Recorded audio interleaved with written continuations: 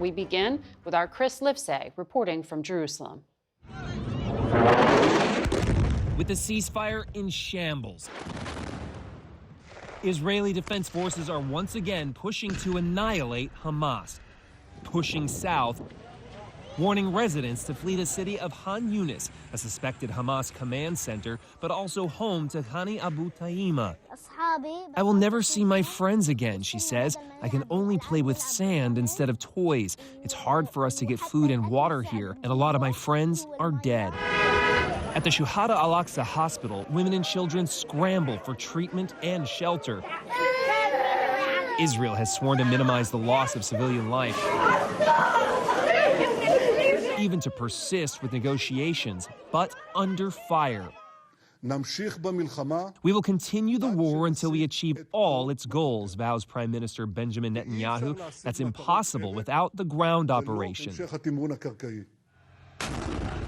A ground operation that gives Israel leverage, he insists, to free the remaining 130 hostages, including 8 Americans who remain in the clutches of Hamas.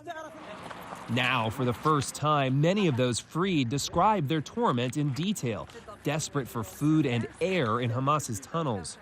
Our girls have seen things that kids should not see. A horror film, recalls Daniel Aloni.